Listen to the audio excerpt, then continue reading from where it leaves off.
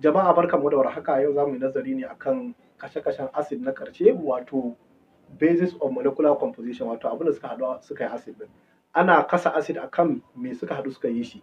Ana iya tambayan ka bayyana ko kuma ka kasa waɗannan acid a baka su da yawa on the basis of molecular composition. To on the basis of molecular composition muna da acid kala biyu, muna da hydric acid, muna da kuma oxalic acid. Ɗalibai suna mana tambaya a waɗannan rukunin na acid ɗin ya ake rarrabe su. Yau ku saurara ku ji.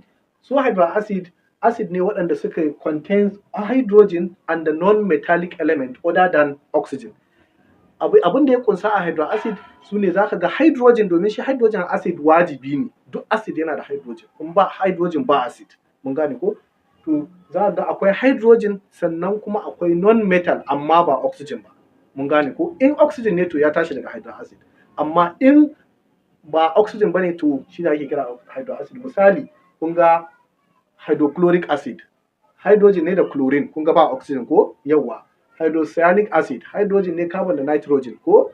Yawwa. Hydrogen ne da sulfur. Mun gane ko? To kun ga waɗannan su ake kira hydric acid. Hydrogen ne da kuma wani non-metal suka haɗu suka bada wannan acid ɗin. Sai oxalic acid, shi kuma oxalic acid inda ake gane shi za ka ga akwai me? Akwai oxygen, akwai hydrogen, sannan kuma akwai one or more element tare da shi.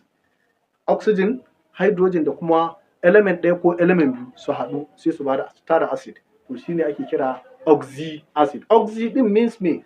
Presence of oxygen. Mun gane ko? Misali H2SO4 tetraoxophosphoric acid, kun gani akwai hydrogen, akwai oxygen, sannan ga sulfur.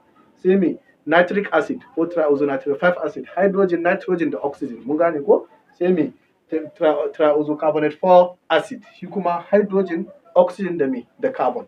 Suna nan da dama. Mun fahimta ko? To wannan shi ne a kashe-kashen abubuwan da suka haɗu suka yi acid wato molecular composition. Insha Allahu a darasi na gaba za mu ci gaba da inda muka tsaya. Taya mu yaɗawa domin 'yan uwa su amfana. Wassalamu alaikum warahmatullahi wabarakatuh.